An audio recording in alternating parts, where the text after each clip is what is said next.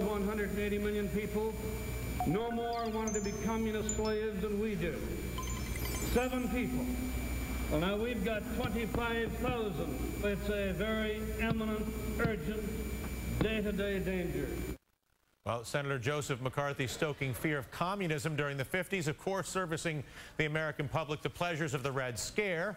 Fear, of course, the political weapon of choice throughout history. But today's antics taking it to a whole new level, and a whole new level of profitability. We're breaking it down from duck and cover drill instruction for possible nuke attacks back in the day, complete with cartoon turtle, to the anti-drug film Reefer Madness, depicting the perils of marijuana.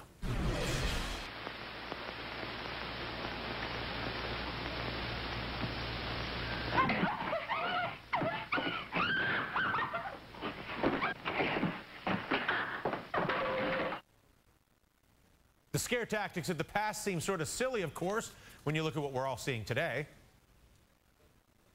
Do the easy stuff now. Prepare yourself for what we all hope won't happen, but probably will if you're not prepared.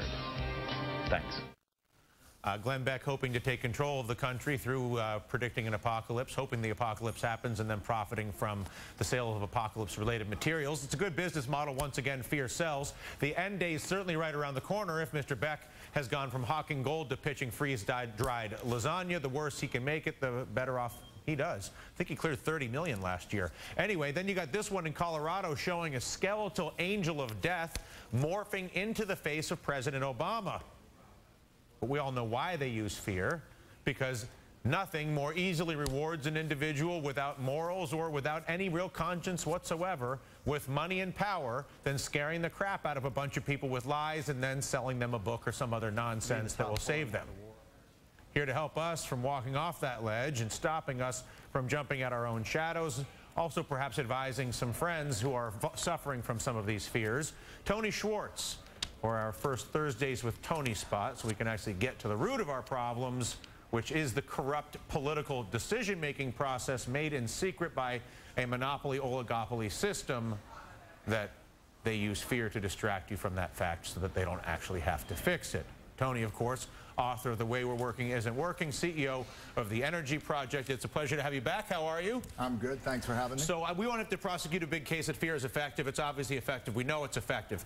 What seems to be unclear is the effective tamping down of the fear. How do you even begin the process of diminishing the level of fearfulness that is promoted by everybody from, I won't name a bunch of names, but how do you do this? Well, you know, the first way you do it is to help people understand that fear isn't doing them any good, that fear makes you stupid. And it literally makes you stupid. In other words, what do you mean? Well, what's happening when you feel fear is you're moving into that state, that physiological state known as fight or flight. And you're getting a surge of hormones, adrenaline, noradrenaline, cortisol, and what it does is it shuts down your prefrontal cortex. It literally makes it so you can't think, and all you do is react. And when all you do is react, you don't necessarily do something intelligent. So if you look at the founding fathers in this country and the basic principle of the social contract, that decisions are that it's not us and that it's not us and them, that it is us. That decisions must be resolved in the context of that social contract. And then you look at the rhetoric that comes out of Sarah Palin's mouth, or the rhetoric that comes out of some of the Democratic leadership's mouth, or the rhetoric that comes out of some of the Republican leadership's mouth, all of which is basically on the premise of Mama Grizzly Bear going to protect you. And if you think about how a Mama Grizzly works, a Mama Grizzly could care less whether she eats all of your children, all the neighbors' children, whether she burns the entire neighborhood down, as long as she gratifies her emotional desire and her terrified ego to protect her own family, which of course requires the annihilation of the social contract. Fear basically makes it okay to destroy everybody else around you. Fair? Yeah, it's true. And in fact, I don't even think that, that most politicians are out there saying, I'll protect you. All they're saying is the other guy will kill you.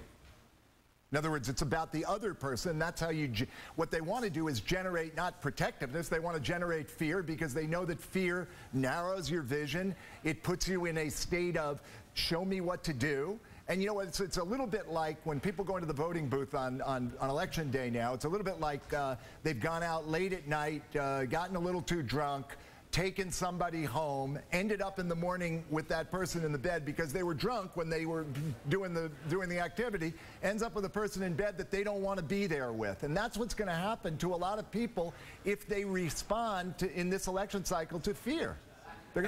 At the same time, we have an election system that is not dominated by transparency or competition, but is dominated by an opaque operating system of secret money and a monopoly primary system that rewards the most extreme and punishes the most moderate.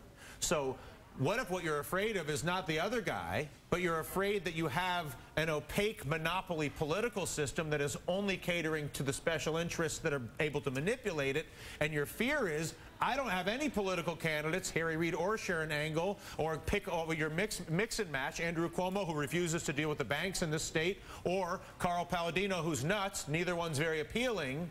So what if your fear is based on the fact that the system is generating worse and worse political leaders, rewarding worse and worse individuals who are more exploitative, more destructive, more irrational, and more extreme? Here's the thing. It's not about that judging or assessing whether that observation is right or wrong. It's about whether the right response to it is fear. You see, fear is so undermining. Fear makes us weaker, not stronger. And so wouldn't it be better to say, I observe and feel unhappy about, even, you know, even motivated to do something about what I see, but not get stuck in that state that immobilizes you. And that's what's I feel like we have a country full of immobilized people because they're at that point that you're describing, and I do sense a theme here, Dylan. Do I not? Yes, I've heard this before. I remember it the last time I was here, which is, you know, how do I get myself into a more optimistic state of mind when the world is full of things to be pessimistic about? To solve these problems as opposed to behaving like a monkey. Yeah, well, the problem is that in some sense, when you run the story of all the things that are wrong, what it does is it stirs up the fear only more. And so the question is to hold the reality on the one hand. Yes, this is a very difficult time. There's not a whole lot externally to believe in when it comes to politics, but on the other hand, I have the capacity to keep doing what I do and to push for what I believe in and for what I care about each and every day, and that's what energizes me positively. You know, the fear is a fuel that runs out very, very quickly because it's like a gas-guzzling car, fear. Fear guzzles gas. I like it. That's a pleasure. Hope to see you next Thursday.